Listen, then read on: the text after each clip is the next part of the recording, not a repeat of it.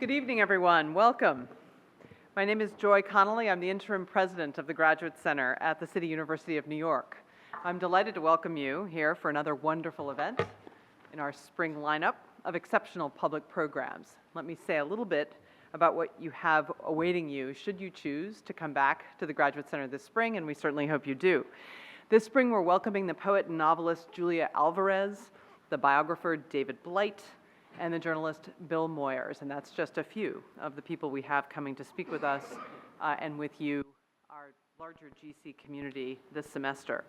Our programs will focus on subjects from immigration to quantum physics to a free press and the future of our democracy, topics I know of interest to all of us. The Graduate Center, again, as I think most of you know if you've been here before, is committed deeply to bringing together experts who focus on the most important issues of our day and who also wrestle with solutions to those problems. This is a guiding principle of our public programs. We hope to arm you, citizens, audience members, students, faculty, community, with tools, mental tools to think about and put in action solutions to the problems that we tackle every day. You walk through any door at the Graduate Center, and this dedication to tackling tough issues is what you're going to find in our now over 40 doctoral programs and master's programs and over 30 centers and institutes. And this attitude, this disposition of tackling tough problems is exemplified by our co-presenter for tonight, our co-sponsor, our renowned Stone Center on Socio-Economic Inequality. The mission of the Stone Center is to build and disseminate knowledge and information about the causes, nature, and consequences of socioeconomic inequality. Its all-star international scholars work together across disciplines, and they teach courses and do research, and they engage in writing that's driven by accurate data. They also present public programs like this one, and they seek in all that they do to make us think, relying on accurate evidence so that we can reach reliable conclusions about our thoughts about the future. In all our classrooms and labs, though, at the GC, you'll find that faculty and students whose research is opening doors to new thinking and new ideas. And we like to think, too, of the GC, as we call it, as a place that really has no doors and no walls at all. There's nothing really separating us from the outside world, we like to think. Our doctoral and master's programs here at the Graduate Center certainly treat research as the essential focus. That's our goal. We train students to do terrific work. But we also seek to help our students, to prepare our students to be throughout their lives in whatever career they pursue, inside academia and outside, to use that binary we still find ourselves using, to be public-facing in all things. We seek to teach our students and as faculty and scholars to improve in our own thinking all the time, to be creative problem solvers, educated to work on the world's wickedest problems. After all, what could be more important? So tonight, we're looking at a crucial issue facing us today, workers and wages in America, and we start with two guiding questions. First, what's been holding wages down? And second, what can we do about it? These issues are bubbling up everywhere, and in America today, we daily see new realities as well as new myths about workers and the workplace. So to get at the root of the policy and also the human issues involved, we've brought together three leading economists. Arindrajit Dube is professor of economics at the University of Massachusetts Amherst. His current research focuses on the effect of the minimum wage on employment and inequality, the role of fairness concerns at the workplace, the competitiveness of local labor markets, and that's just a few of the issues he works on. He's written extensively, not only in scholarly papers, but in blogs and op-ed pieces on subjects from Puerto Rico's economy to public assistance. Heidi Shierholz is senior economist and director of policy at the Economic Policy Institute. Her team keeps an eagle-eyed watch on wage and employment policies coming out of Congress and the Trump administration, and they advance a worker-first policy agenda. During the Obama administration, Heidi was chief economist at the Department of Labor, where she helped develop and execute initiatives on a variety of topics to boost workers' rights, wages and benefits, to protect workers' savings, and to increase workplace safety. And that's my cue to say, please turn off your cell phones. Not calling anyone out, just making the note. Paul Krugman is Distinguished Professor of Economics right here at the Graduate Center and a core faculty member of our Stone Center on Socio-Economic Inequality. He was awarded the Nobel Prize for Economics in 2008. And we're all lucky, very lucky, to be able to share in his acute economic and political analysis and often his total consternation about current policy and pronouncements in the op-ed columns he writes for the New York Times. Moderating tonight's conversation is Professor Krugman's colleague at the New York Times, economics reporter Eduardo Porter. Eduardo began his career in Mexico City and has covered the world of financial news all over the globe. His reporting brings unique clarity and humanity to his analysis of business and economic issues, whether he's writing about American workers or robots. So please join me in welcoming on this serious and important issue this distinguished panel, and I hope I see you again at the Graduate Center.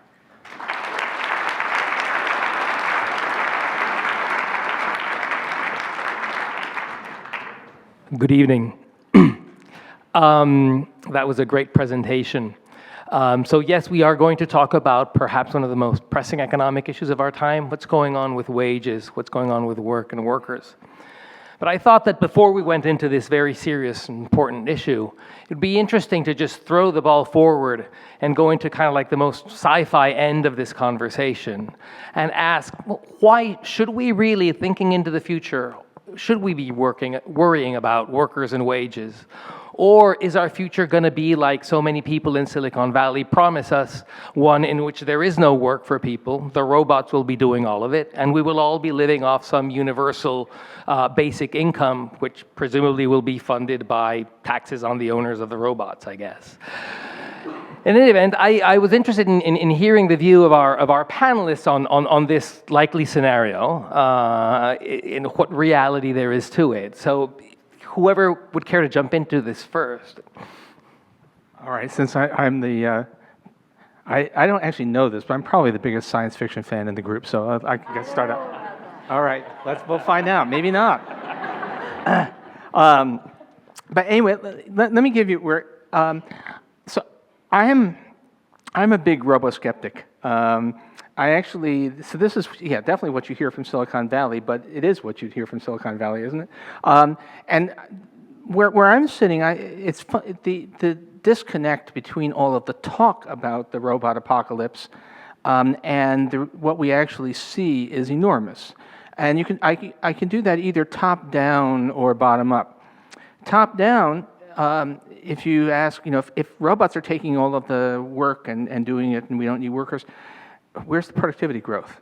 We actually are in a period of extremely slow productivity growth. It's a huge disappointment. We're just not, output per worker hour is growing very slowly, which is not what you'd expect if robots were doing all the work. It looks like we need just about as many workers as we did 5 years ago to get any given job done. And the bottom up is, I think, and this is where it's funny, I think that we all have a very outdated view of what do workers do in the 21st century economy. And we're thinking about assembly lines.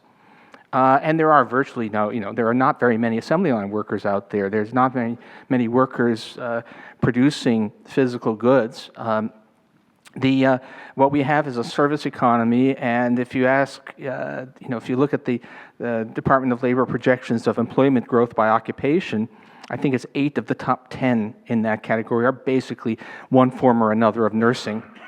So, basically, we're an economy where people provide hands-on personal service, care, social assistance, and then, things that are less vital, but there's an amazing number of people doing all kinds of personal service occupations. So we're, maybe someday that gets taken by robots, but there's no sign of that happening just yet.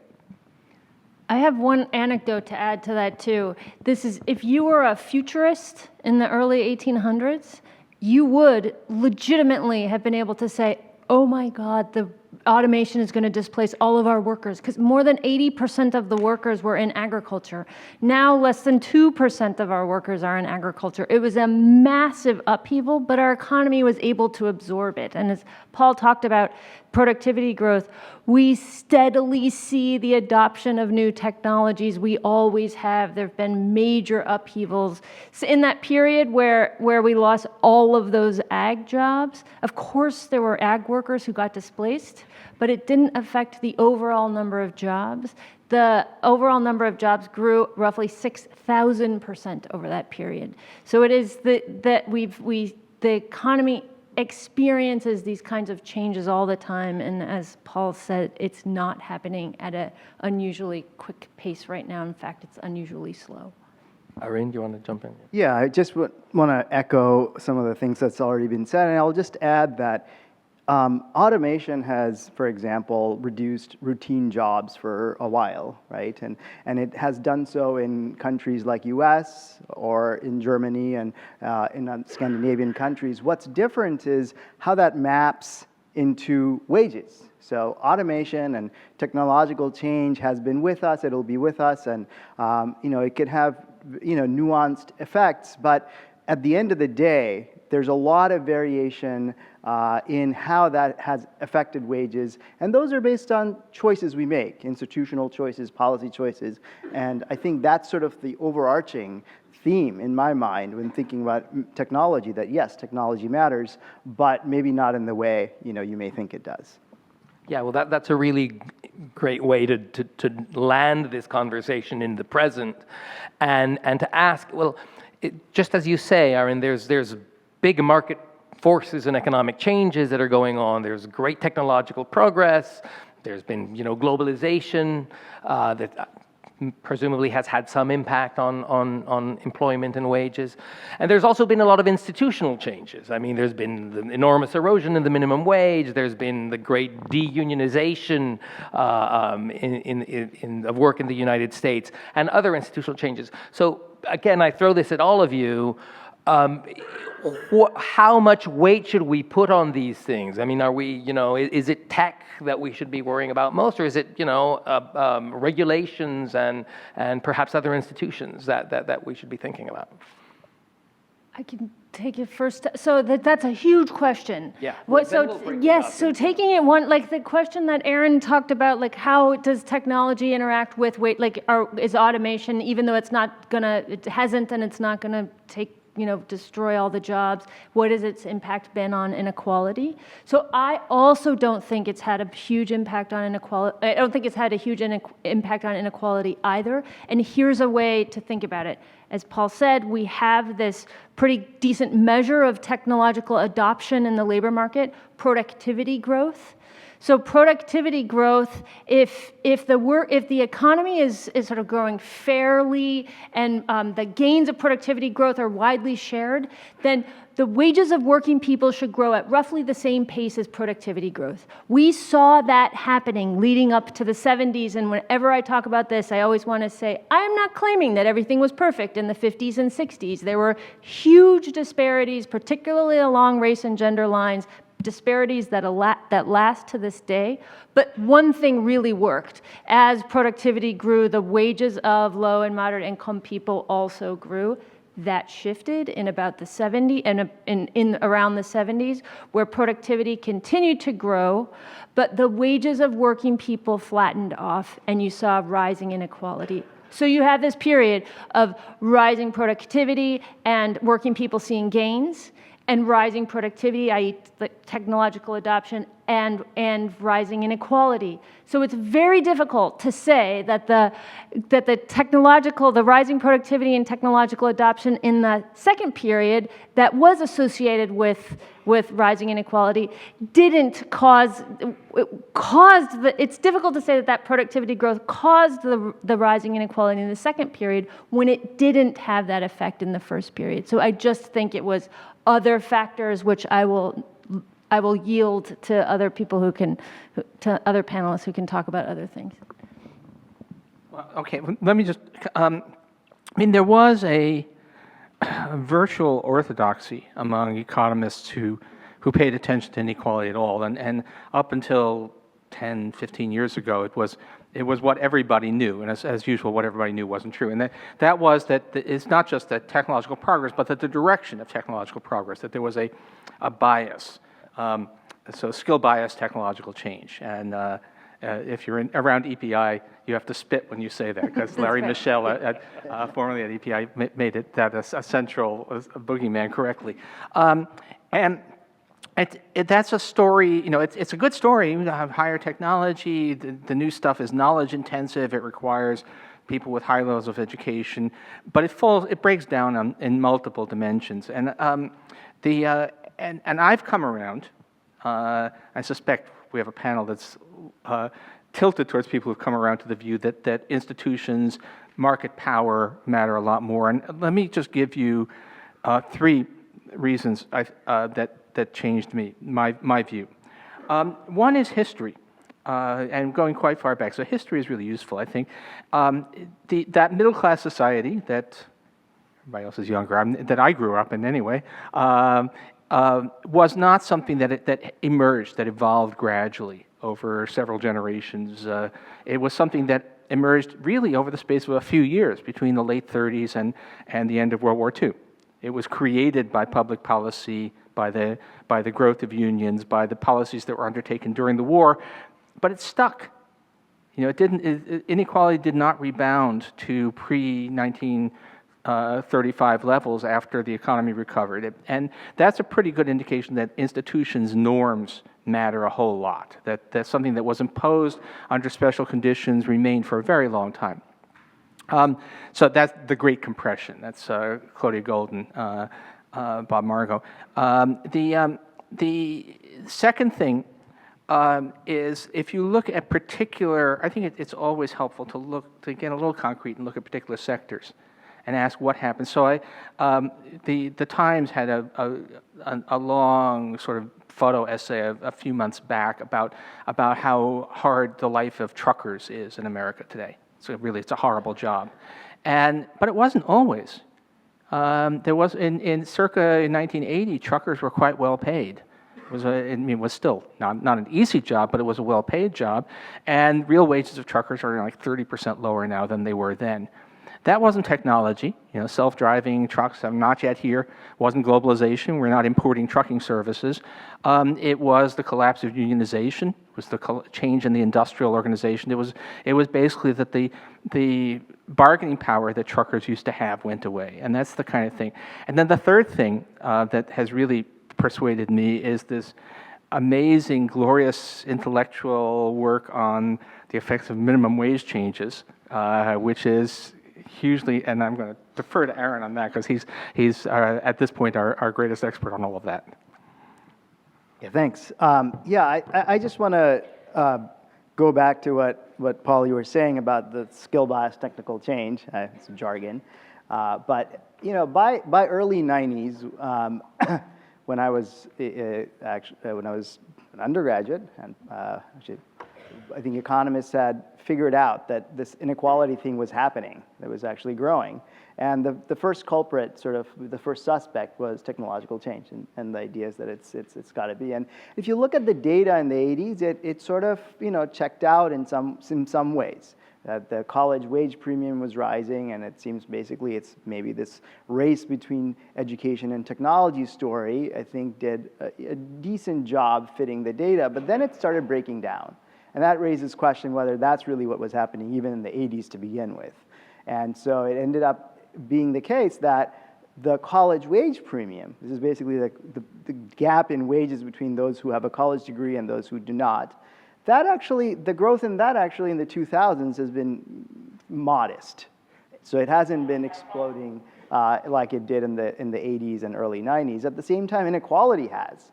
So something else is going on. And then, so that I think led some economists to come up with a version 2.0 of the technology story, a more nuanced explanation that maybe it's not just about one thing called skills, maybe it's something about technology is reducing demand for routine jobs, which tend to be in the middle, but it's increasing demand for jobs that are more abstract tasks, like designing a computer, but also at the bottom of the distribution, like manual work, people working in restaurants and the service jobs. And again, if you look at certain periods, that pattern seems to hold. But again, in the more recent period, the biggest growth has been actually in jobs, has been at the bottom. And the biggest growth in wages has been at the top. So again, there's this disjuncture. So my perspective is, I think technology matters, but it matters in ways that are partly contingent on institutions, and it's incomplete. And and that really, and we spent a lot of time thinking about technology, and perhaps as a profession, to the detriment of understanding some of the other channels. And one of those in particular that I think there's been increasing attention on is, so how competitive is the labor market? And the idea that maybe the labor market is not like the supply and demand diagram we teach our undergrads in Econ 101. Maybe employers actually have some choice. Maybe they have some wage setting power. We call it monopsony power. But that basic idea is simple, that employers do have some degree of discretion in setting pay.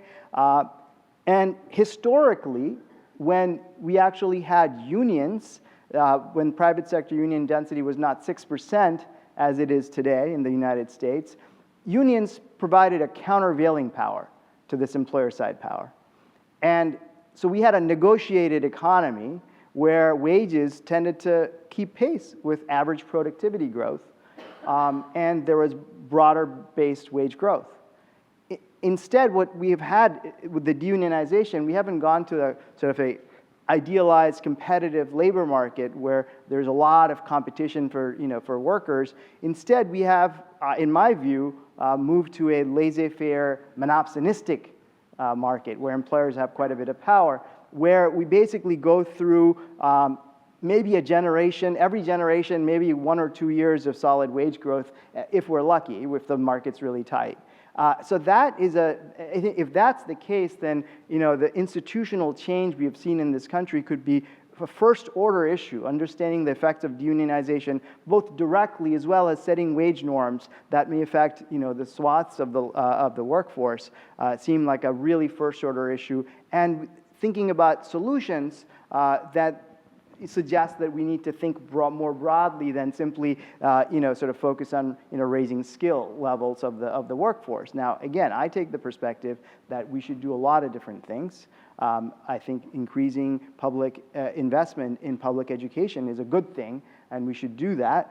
But maybe we need to have a broader, more arrows in our quiver, and some of those arrows are going to actually be about how to change wage setting in a way that actually rebuilds the kind of wage norms that Heidi was talking about, that Paul was talking about. I just want to break in and say that we were having a little conversation in the green room, and apparently Amy Klobuchar used the word monopsony in a recent interview, which is either a sign that modern realistic labor economics is finally breaking through, or a sign that she's just too highbrow for the electorate.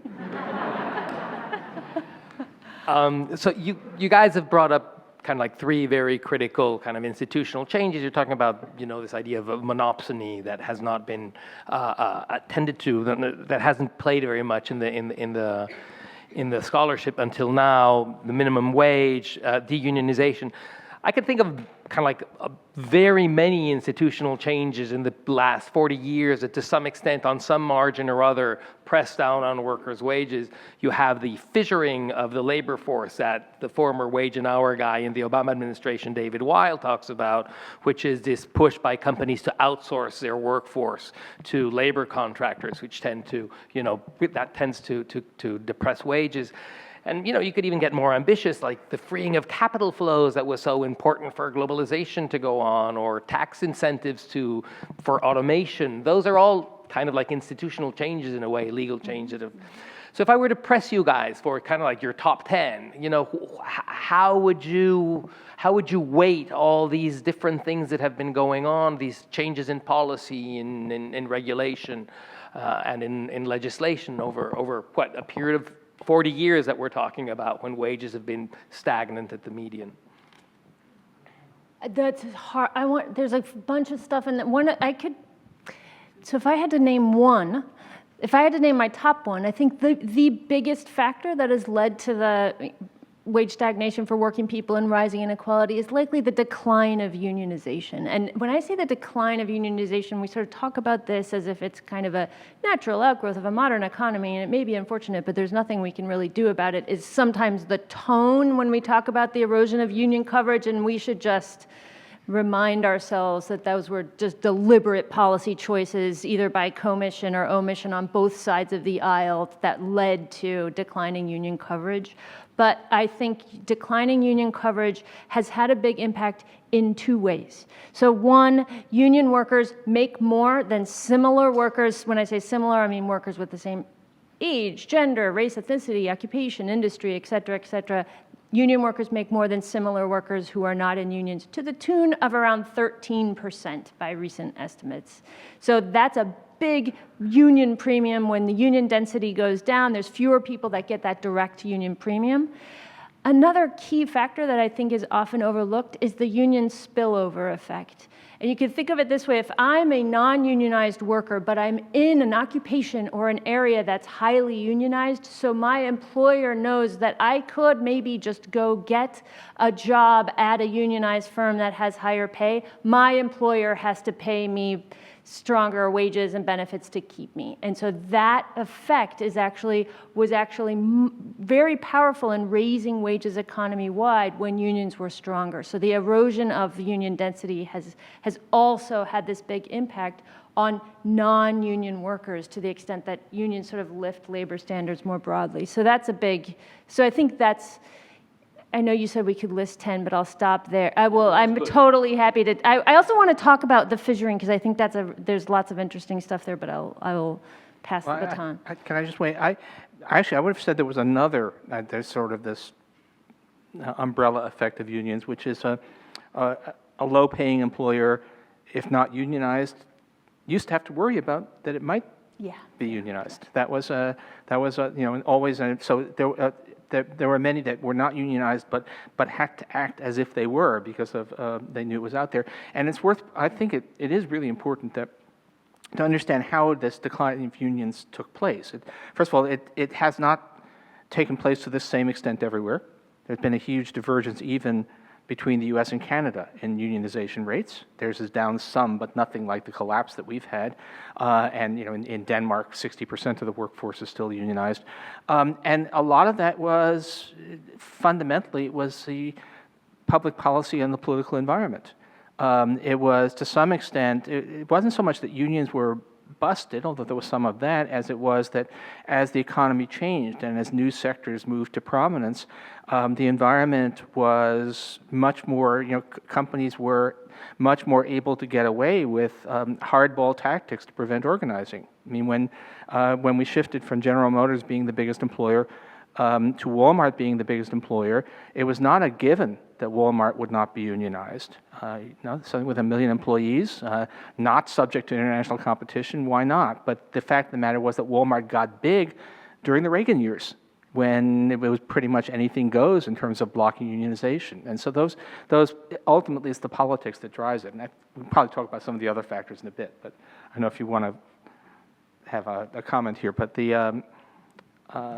but no, I mean, but I think the other thing I would say that in some ways it's not that there are 10 different things. I mean, there are 10 different channels, but I think there's an underlying.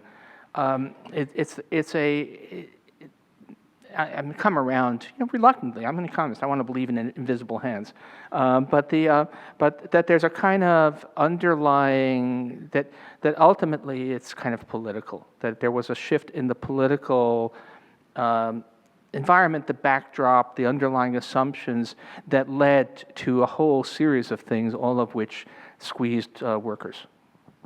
Yeah, I just really want to echo what Paul just said in terms of Paul. I think that if there's one channel, it's political economy, and that is the political change that, in so many ways, so really interesting, very compelling new work shows that deunionization changes politics.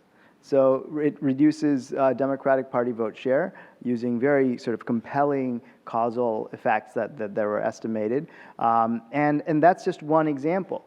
Changes in the top tax rate, for instance, changes the taxation, I think can affect incentives to redistribute from workers to employers. So for example, if you have to pay a really high top marginal tax rate, the cost of really pushing to raise pay for managers as compared to workers, that's going to be pretty muted. Now, if you get rid of the high top marginal tax rate, then suddenly it just pays to really have high salaries and push for high salaries at the top. So all of these things feed on each other. And as an economist, I don't like usually saying everything is related, but like how are they related? But when it comes to politics, things are really related. And political change is is an underlying important aspect of, I think, what happened, it led to changes in institutions. I just want to say one other thing, since we are talking about different factors. And so one factor, especially affecting the wages at the bottom of the wage distribution, is the minimum wage. And here, I mean, it's really worth reflecting on the fact that the federal minimum wage in 1968 was 40% higher than it is today once you take into account cost of living. I mean, in some ways, if you just think about it, that is amazing and absurd. And yet, here we are. And so, especially when it comes to inequality at the bottom, and especially for women workers, the erosion of the minimum wage, starting in again during the Reagan era, where we went for about a decade without raising the federal minimum, really took a toll. And that's one of the things. So, along with unionization and changes in, I think, the tax structure, all of these also end up, affecting what we may think of as wage norms. And again, wage norms is a bit of a squishy term, but just because it's squishy doesn't necessarily mean it's not important. And I think when all of the confluence of these different forces, I think has put tremendous pressure, downward pressure on wages, where we've come to the place where, as I said, like maybe a couple years in the late 90s, maybe a couple years now, are time periods when we actually have broad-based, robust wage growth, and that's a pretty disturbing fact. And so, I think in thinking about solutions, though, I would just highlight that, we don't necessarily. How does the saying go? You don't fill a flat tire through the hole. So, the solutions may or may not look exactly like the problems, right? And I think we have a lot of different solutions, and I'm sure we'll sort of talk more about that. But so I'll leave it here. I just want to say, I think that this whole marginal tax rate thing is. I mean, it's illuminating. I'm not sure how central it is, but it tells you how much the way we think has changed. So the argument, I'm going to put a little, what you said, but I'm going to put it a little differently. Suppose that you're a CEO, and you're thinking about whether you should be a real bastard and screw down the wages of your, the cafeteria workers, whatever, to as low as possible, and pay yourself 1,000 times what your average worker makes. If it's 1955 and you're going to be paying a 91% tax rate on any extra income you make, you might decide, is that really worth it? Do I really want everybody to hate me? Maybe I should actually just be a nice guy and kind of share the wealth here. But if it's now and your tax rate is way lower than that, then you will say, sure, that's worth it to me. So we used to think that markets, that wages were tied down by supply and demand. There wasn't that much leeway, but now we know at both ends that it looks like firms have a lot of ability to move wages of low-paid workers up and down, that it's not a very competitive market there. And of course, top incomes of top executives are not set by the market, they're set by committees that are appointed by the top executives. So it's there's just a lot more wiggle room, a lot more politics power, and that because of that, the incentives created by things like tax rates matter a lot. I was just going to talk, you mentioned fissuring, and I just think that's important there's been big changes in sort of employment relationships in recent decades. And David Weil, who you talked about he was the wage and hour administrator under the Obama administration, he wrote this book called The Fissuring of the Workplace. And the interesting story here is the term fissuring happened because he was talking to his wife about the concept, and his wife is a geologist, and she said, it sounds like the fissuring of rocks. And so, but the idea is, and this is the example he always gives, it used to be you walk into a hotel, and the people in that hotel who do work in that hotel are essentially all employed by the company whose name is on the front of the hotel. Now you walk into a hotel, and the maids are contracted out to another firm, the janitors are contracted out to another firm, the HR people are contracted out to another firm, the landscapers, et cetera, et cetera, et cetera. And that puts downward pressure on wages in the following way. It used to be that that company was sort of the one wage setter there in that situation. But now you have all these sort of satellite wage setters who are all competing on price for these contracts. And since such a high share of the work that they do is labor, of the costs that they have are labor, that just crushes wages. So I think that has been a big factor. And just to talk about how all of the things, there's many different mechanisms, they all overlap and interact. When you think about fissuring, the erosion of labor standards and unions has exacerbated fissuring, and a useful way to think about this is, it's not all, but many firms who are not primarily employers of low-wage workers, they don't really want to pay their own employees terrible wages. So in some ways, this fissuring, this contracting out, actually, it's like hiring a middle person who will pay the low wages so that they don't have to.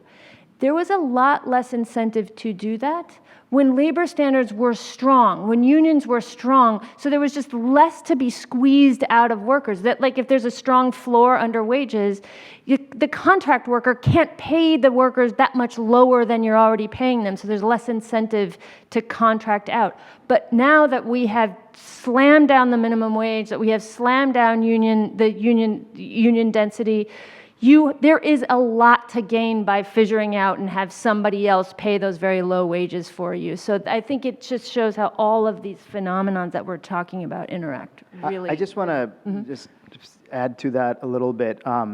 So I think actually the fissuring or outsourcing of low-wage service work is another part of employer attempt to erode what remains of wage norms. And in general, there is a lot of good evidence that if you basically have really a lot of inequality within your company, that could actually have negative morale effects. But if you suddenly take some of your workers and you say, well, okay, actually these janitors are not working for me, they're working for ABM. To have a different uniform on, and then that allows you to retain some of these wage norms for your core workers who are higher paid, and jettisoning the rest into the low wage workforce. Here's a really interesting fact. The bulk of growth and inequality in the United States has actually been between firms. Right? With the exception of at the very top for the CEO and top managers, most of the inequality has been between firms. What does that mean? It means where you work is a really important determinant of what you get paid. And what's happening is that high-wage workers are increasingly concentrated in higher-wage firms, and low-wage workers are increasingly sort of segregated into lower-wage firms. And this fissuring and outsourcing is an important part of that. In my own work, we found that there's very large, sizable wage and benefit penalties for janitors. The same janitor, when they work for a contractor, get paid less. And so we showed that consistent with David Weil's arguments about fissuring. I think this is an important part. It is part of that package of institutional changes, I think, that's affected. We've sort of gone from this, what I think of as a negotiated labor market, right, which where sort of productivity sort of tethers the wages in a broad-based way, to you can think of as a fissured, monopsonistic workplace where employers have quite a bit of power and they use it.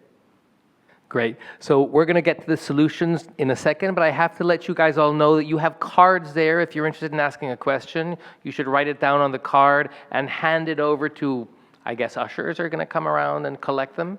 And then, so I will read them out after they're vetted by my superiors over there. But So let's get to the solutions. Okay, there are many margins on which to act, which is, I guess, in a way, a good thing. So where would you start? So I'll start with this one solution to the problem we were just discussing, fissuring, the contracting out. One of the key things this points to is the need for very strong joint employer standards. And so the way to think about contracting out is when you contract out for services, the idea is you're no longer controlling how that work gets done. It's just like you're paying somebody a set amount for a job. When the person who's contracting out for a service starts to say, oh, and I want you to wear these uniforms when you do it, and I want you to use these tools, and I want you to do it this way, you're actually controlling a bunch of the conditions of the work of those contract workers. You are acting as their employer. And so these joint employer standards would say, a joint employer standard that said, okay, if you control the conditions of work of contracted workers, then you are a joint employer. It would be, you also have liability for things like making sure those workers are paid the minimum wage, making sure that they're paid overtime that they deserve, making sure that they have safe workplaces. If they're unionized, you are then obligated to bargain in good faith with those workers. So you have all of the responsibilities that an employer has in those cases. And so that's just an important, it's not going to solve the whole thing, but it's one of the key policy levers that I think is an important thing in this world where we see this kind of fissuring. Let me just say that it's only all of these are only partial solutions. But since we think this is a multi-track problem with probably one underlying cause, then reversing is probably many different things as well. I mean, let's talk about minimum wages. I think that one of the most spectacular examples of empirical research in economics that changed my mind in a way that has policy relevance has been the discovery of what happens when you raise minimum wages. And ordinarily it's really hard in economics to disentangle cause and effect, but because we have a federal system where states often raise their minimum wage and neighboring states don't, at least not at the same time, we actually get a lot of evidence, of natural experiments in what happens. And Econ 101 says, well, raise the minimum wage, labor becomes more expensive, employers will hire fewer people, and it's now overwhelming. I know this from Aaron, I know from other people, it's overwhelming that just doesn't happen at least within the range. I mean, I think we all agree that if you had a $40 minimum wage, we would have some problems. But in the range that we actually see in the US, it just doesn't happen. And that's telling us two things. It's telling us that labor markets are not Econ 101, supply and demand, nothing you can do about it. The invisible hand tells you what the wage will be, and that's it. But it also tells us that there's a margin on which we can operate quite a lot. And we're starting to see that at the state level and a little bit at the federal level. But there's something, and that's a lot of workers. It's not just the people at minimum wage, but the people a little bit above, because you probably have cascading effects up the distribution. So that's just one thing. It's not going to solve the problem it's going to solve the inequality between the 10th percentile and the 50th, but it's not going to do anything about the 50th versus the 90th, and it's not going to do anything at all about the 1%, but it's one piece of stuff. Yeah, that's a good segue. I think I take the perspective that I think the weight of the evidence on when it comes to the minimum wage has been that it does what it's supposed to do for most part, that it raises wages at the bottom, raises family incomes at the bottom with very little evidence of substantial changes in employment. And moreover, we have seen actually some of the higher minimum wages at the state level, including here in New York, and Massachusetts, California, and I've actually sort of tracked these effects, and I found them encouraging, and that to me suggests that means we can actually afford to be a bit bolder. And that's, I think, what's happening now, including at the federal level, and that makes sense that as we learn about what the effects of the policy are, that allows us to experiment further. So I certainly take the perspective that a substantial increase in the federal minimum wage is way overdue. But it is a partial solution. It will not, it cannot affect really very much the wages in sort of in the middle of the distribution. So I've also come around to the perspectives that we need other ways of raising wages. And here there's something more peculiar about the United States, where not only is it that we have lost union membership density, but we also have a different way of setting wages than most other advanced capitalist countries do. So we don't have something called sectoral bargaining. Now, if you go to Germany or if you go to Nordic countries or France, France actually, the union membership is quite low. It's, I think, around 10%, but almost 90% of the workers have their wages set through collective bargaining at the national level by sector, and that's extended including to all non-union workers. We never had that in the United States, and I think that's been one of the challenges. As union membership has fallen, it has had a very large impact on wages, which it would have been more muted had we had a different system of wage setting. And here, I think it's useful to think about alternatives. And one example I like a lot is Australia. And Australia has wage boards. About a quarter of the workers in Australia have their wages set by a federal tribunal, by industry and occupations. And if you look at Australia, and if you look at the median wage versus the average wage, they have tracked each other much better than it has in the United States when you have this sort of sectoral level wage setting. Now, at the national level, that's going to require changes in the law. But here's the interesting thing. A number of states in the U.S. already have on their books wage boards, including here in New York and in New Jersey, as well as several others. So I think experimenting with setting, sector level wage setting, allowing for not just a single minimum, but also minimum by different job types, and seeing where that goes can actually provide a way of raising wages, not just at the bottom, but throughout the distribution. And so I think that seems a promising way to explore. This might be an unfair question for you guys, but you keep bringing up the political economy aspects of this and the fact that you're dealing with it in a bunch of little different ways, but there's a central cause for these things. And so, Paul, you brought up Reagan as kind of a central reason for some of the changes that it brought on the wage stagnation, but I was going to answer, well, Reagan's endogenous. And so the question is, if we want to attack the political economy problem at the heart of the changes that have led to stagnant wages in order to, perhaps come to a different equilibrium,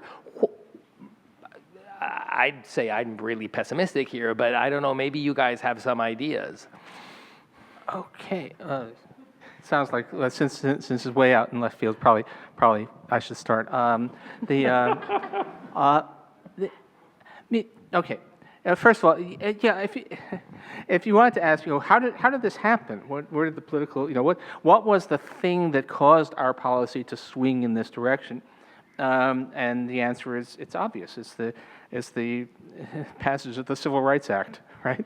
That's all that the huge rightward turn in U.S. politics all follows from that, because a bunch of the white working class, and particularly in the South, starts voting for things that are probably against their economic interests, but because, well, yeah, anyway, we all know that story. Now, what strikes me now, and what can be done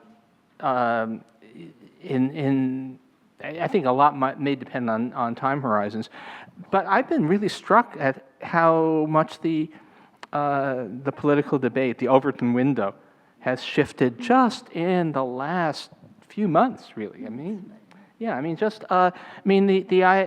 So if we think that marginal tax rates have an important impact on wage setting in the end, well, the idea that we could talk about anything like the kinds of marginal tax rates that we had during that post-war generation of equitable growth, if you'd asked 10 years ago, you said no, that's just, and now all of a sudden,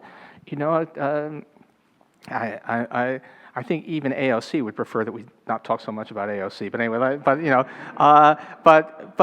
she says 70% tax rate, and of course, Fox News goes berserk. But a lot of the spectrum says, well, that's kind of interesting, and the public actually is kind of favorable. Elizabeth Warren talks about wealth taxes again. It's kind of it's not that these things are likely to happen. They're obviously not going to happen in the next 18 months, and they're probably not going to happen even if Democrats have both the Congress and the White House after 2020. But they become a lot closer to the possibilities of happening. So, and if we think that if we think that wage inequality is kind of death by 1,000 cuts, then you can sort of have resurrection by 1,000 whatever. I'm going to lose my metaphor here, but somehow that you don't have to. I mean, I'd love to see a great compression like of the 40s take place. That's not going to happen, I hope. I think that took a world war to happen. But but the idea that you could do a whole series of things that cumulatively have a large effect seems like a real possibility. I could also add that I think that changes that are happening within the economics field actually will facilitate this, because, it used to be that all of the economists would essentially, most economists would believe that the labor market is characterized by perfect competition, the supply and demand, that is an invisible hand driving everything. And the work that Aaron has done, the conversations that we've talked about with market power, there are real changes going on in the economics profession. So economists over the last several decades have been really complicit in providing sort of cover for policymakers that wanted to be able to say that, no, we need to crush unions, we need to crush labor standards. If we do that, we're going to make ourselves so flexible and agile and awesome that we're going to unleash growth. Everyone will be better off. That was sort of the thing that was used, supported by economists, to sell many of these changes over the last several decades. But the economics field, with great work being done showing that some of those models don't fit, that we do see employers having real power, it's really starting to seep into the profession, and I think that could also help in pushing things along. So these changes happen slowly, but there is definitely change happening within an economics field, and because economists, I believe, have really outsized influence in Washington, I think it will matter. So let me play the bad economist here for a second. To what extent should we still pay attention to what until fairly recently were very orthodox ideas? So let me give you a very specific example. You'll have a bunch of people that'll tell you that raising the minimum wage substantially will lead to probably more automation. And if we believe that automation has some role in depressing wages and reducing the labor share and things like that, but that this is something that should be considered in the establishment of these policies. And I wonder how far, are these arguments to be, somehow discarded? I think I know your answer, but anyway, I'll just throw it out there. No, I think the arguments should be taken very seriously, and I certainly have. And I think what's really happened, I just want to sort of highlight, is I think in part what's happened is economics has become more of an empirical discipline, and we've paid more attention to data. I think theory is really important, and I actually think the work, for example, that Paul has done, I think is critical, and I think there has to be a feedback back and forth between theorizing and empirical work, and that requires looking at the data, looking at and learning from what's actually happened. And so in the case of minimum wages, could it increase automation? It could. Well, let's take a look. I don't find that to be the case so far, but could that happen some other place? Yes. And I think we have to keep a close eye on the data and learn from that. And I think that's the spirit in which I think the profession has moved, and I think that's a really good thing. I also take the view, again, this is kind of answering the bigger picture, I think it's important to not put all our eggs in one basket, in part because I think we need to have some humility. We don't know how everything works out, and if I don't know how exactly this one thing is going to work out, maybe I don't want to just rely on that one thing. Maybe I want to use a variety of other tools. So I think, for example, affecting, trying to raise wages actually some pre-tax and transfer income is really important. I also think the tax policy is really important. And for example, I think it's encouraging that along with pushing for higher minimum wage, a lot of Democrats currently are also suggesting expanding the EITC. I think that works well. Earned income tax credit, if anybody doesn't know. Earned income tax credit, right. Now my one, sort of modification of that, I actually think it's a little bit, I think it's a little bit problematic if we're going to expand the EITC, this tax credit to low-income families by a lot, that none of that would go to a family who's not working at all. So I've actually proposed something called the Earned and Basic Income Tax Credit, which would actually give some additional income to those who are poor and are not able to work. And I think, but this is the kind of, I think a sort of portfolio approach that I think is useful, and keeping an eye on what actually happens when you pass these changes. And I think learning from these policy initiatives and experiments is a really key part of what we should do as a profession. Yeah, this is terrible anecdotal, but I recently, last summer, spent some time in Denmark, which is kind of, Denmark has become the sort of illustration of everything that and rightly, I mean, it's a place that's very much what we, the wildest dreams of U.S. progressives would look like. Which, by the way, doesn't mean that everybody's happy, right? But and so two things. One is, so wages are a lot higher there. Minimum wage is higher. Unionization is most of the workforce, and you can see some effects in the way they do things. There's nobody bagging your groceries. You're expected to do that yourself. You check into a hotel, unless it's a 5-star hotel, there's nobody to take your bags out to the room. There's a little cart that you can use yourself. You can see that things that rely on very cheap labor here aren't done there.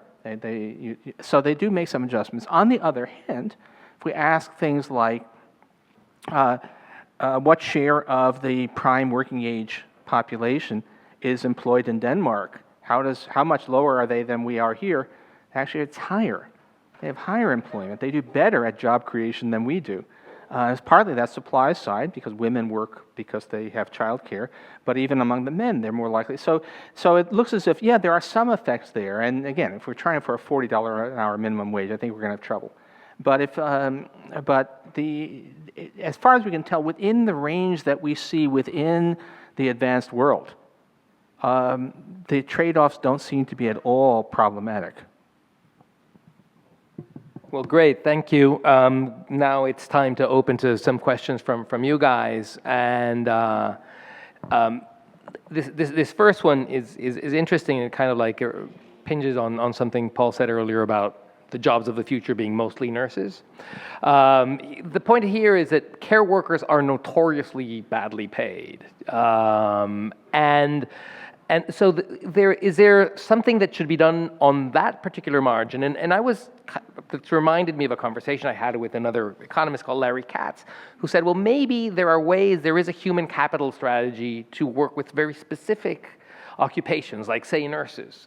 Is there a way that this could be made a better job that's more productive, and that helps ultimately bring up the wage, kind of occupation by occupation? And I don't know if you have any thoughts about that, especially in the context of care. I don't. This is where I get out of my depth, because I mean, it's one of those things. By the way, I will say there are jobs that I have actually I slipped up once referred to nursing as a low skill job, and got a lot of mail from the nurses correctly. Because it isn't. It's low on formal education relatively, although not even that much. But it's a low paid job. But But the point about it is that it's actually an extremely hard job to do well. And the problem I think we have in our system is that we don't seem to actually reward doing that job well. And we're probably suffering a lot, actually probably suffering a lot quite literally from doing that. So the question is, but I don't know how exactly, but there have to be ways to make that both a better paid job that's done better as well. I mean, here I'll go back to the sectoral strategy, and that includes, by the way, building, actually training, increasing training, and increasing pay. And so I think there are a lot of different, specificities in care work, for example. For one example, also home health care aides historically have been paid really, really badly, and in some states there have actually been efforts to increase pay and increase the job quality, along with increasing sort of public investments in those areas. And so I think if there's political will, there definitely are ways of, combining a wage strategy as well as a human capital strategy, if you will, and with a particular sort of taking into account the specificities of sectors. And this is where I think, again, building job quality standards by sector is I think a very useful way of thinking about it. Yeah. Paul Osterman at MIT had this idea that you could actually get savings out of the healthcare system by improving the training of home health aides. So it'd actually save money by paying them more and training them more. There's another question, totally different. We're going back to where I started with the sci-fi here. Is there advantages of a UBI over a minimum wage? And while we're at it, how about a jobs guarantee? So I can say a couple of things, but so the UBI really is, I think it's generally the response to the robots are going to take all of our jobs, and so if the UBI would be super expensive, and if we were going to spend that much money, instead of spending it on doling out checks to every person, I would instead just make the massive investments that we desperately need in our economy to fight climate change, to shore up our degraded infrastructure, universal child care, other sorts of investments in early childhood education, et cetera, et cetera. Those things would do many of the things that UBI would, in the sense of they would generate jobs, economic activity, make us more productive. So it would sort of make people better off, but we would be spending that money in a super productive way, given that I don't actually think robots are going to be doing all our jobs in the future. Yeah, UBI is one of those things that it's so much money, and since we are working in a world of political constraints, and there's so many things that we could do that would serve the purpose better. And also, I'd say, look, there may be somewhere down the line a future in which the robots are doing all the work, and the great majority of people just are going to live on the dole, basically. And if that's where we have to go, but there's no sign that we're anywhere close to that. And in the meantime, work is not just about the income. Work is about dignity. It's about having a life. So to the extent that we can give people work, that's still always better. That doesn't mean impose work requirements on Medicaid, which was horrible. But it means if we can do things that actually give people work, and that's why the job guarantee. I mean, you need to think very hard about how you do it. But there's a lot to be said for that. Much more to be said for that than for UBI. I sort of take the perspective that, first of all, jobs are not going away. I think we all sort of agree in this panel here. So I think it's important to have better quality jobs. At the same time, I also think it's possible to give some amount of basic income. It's not a UBI necessarily, right. But think about just a refundable tax credit for every child, right? And so I don't think it's sometimes, if we sort of frame things as too much an either or, then we sort of lose how we can combine some parts of it, right? So that's why I sort of thought, the EBITC, the basic income component, adding that to EITC as a way of providing some basic income. Now, this is not a full, $10,000 for every adult in the U.S. So I think there are ways of, using the tax tax policy in creative ways to actually raise post-tax income at the bottom. And I think, I think we should sort of do all of these things. Can I just say, I just read today that it appears that Democrats many Democrats are now converging. Probably all of the presidential candidates by the time this season is over are converging on the American Family Act, which would be a $300 a month subsidy for basically all children, phasing out at high incomes, and which would reduce child poverty by about 4 million, and it's well within the range of things that are affordable. So the fact is we can do, and that's fine, and that's again, that's not in the realm of pie in the sky stuff. That's stuff that could be on the books 2 years from now. Can I make a quick comment about the jobs guarantee? I love that this conversation is happening. It is a complicated policy. And one thing that happened in the last Congress is Cory Booker had a legislation that would have done a jobs guarantee in 15 pilot places. It would have been a pilot in 15 urban and rural areas, which I think is a really good idea, because implementing something like a jobs guarantee is super complicated, and I can tell you a story that illustrates this. I watched somebody at a conference get up and give a presentation of a jobs guarantee proposal, and there were two discussants. The first discussant stood up and said, "The wages in your proposal are way too high. They're so high that you're going to capture a huge share of the workers, and like a huge share of people will quit the jobs they have and get the jobs guarantee, and then it will be like an impossible thing to administer because you'll be trying to get jobs to so many people." And then they sat down, and then the next discussant stood up and said, "This won't work because your wages are too low." And their thing was, you have a lot of really high-paying decent paying public sector jobs that would be undermined by a jobs guarantee. So there is just there's like a tightrope that you have to walk. There's lots of interesting things to deal with. So I think doing a pilot around the jobs guarantee is just an excellent idea to start getting a sense of how that could be implemented and what the impacts would be and how a broader program could look. Great. Now, here's a question that I find really super interesting that we haven't talked about, which is about regional differences in regional labor markets. And if you look at the United States today, there's a big swathe of the country, kind of like the Midwest, Northeast, where you have very large number of working age people dropping out of the labor market. So it seems that there is a reason to think that there might be policies that are kind of like based on place, that that there is a space for acting in that way to affect specific parts of the countries that are being somehow left behind. I wonder if you guys have thought of that and how important that dimension is and what tools we might have to address that.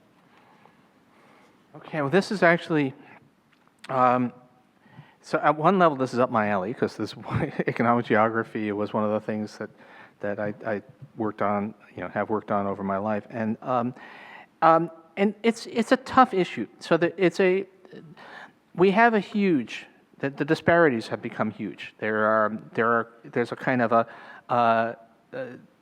I guess Glaser and Summers have this excellent paper, and there's a men not working belt. It's kind of the eastern Midwest, where it's kind of greater Appalachia, but a bit beyond. There's a whole swath of the country where the jobs have gone away, and some people have left, but a lot have not, for a variety of reasons.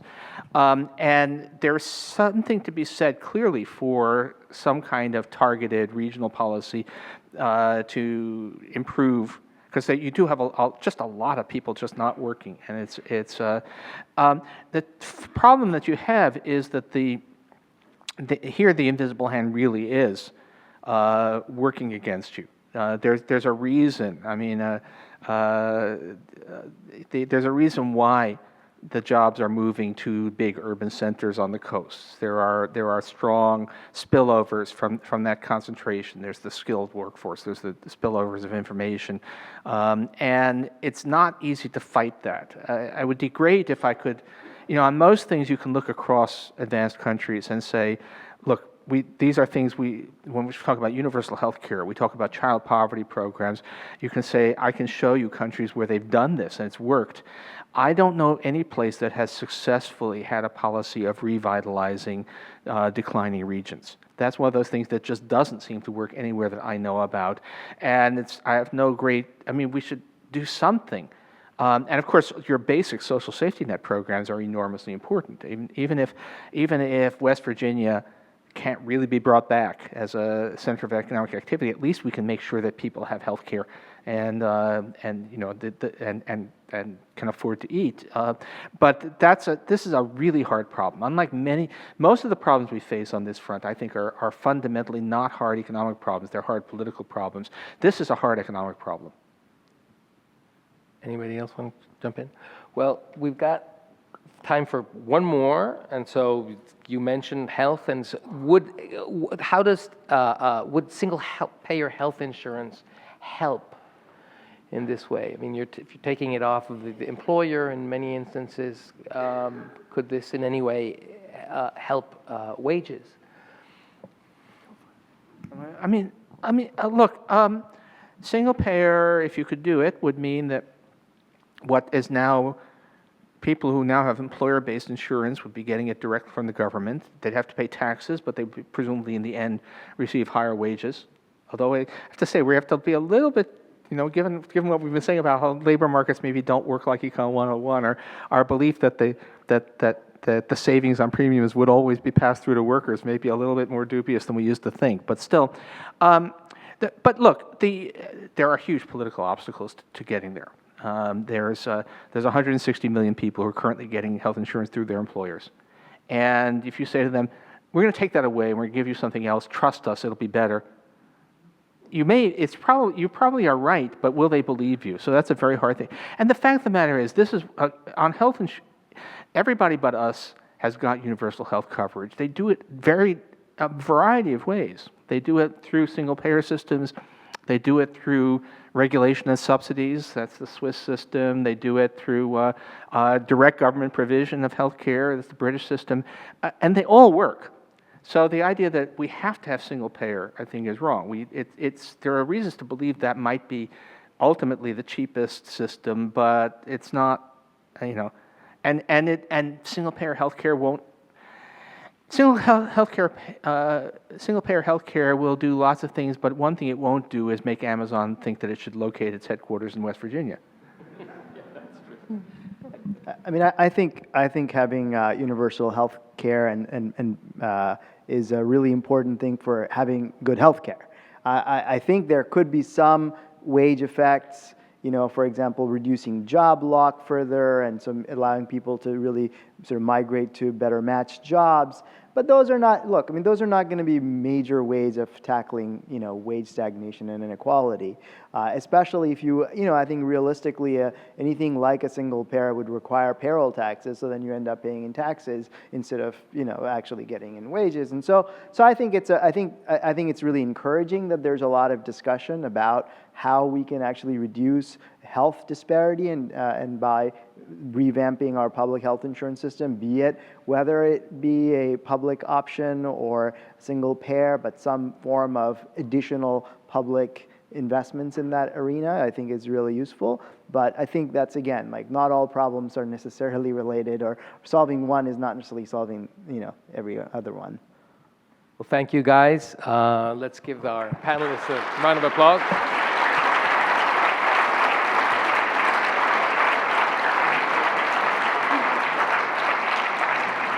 Thank you all for coming. It was really, really interesting, and see you next time.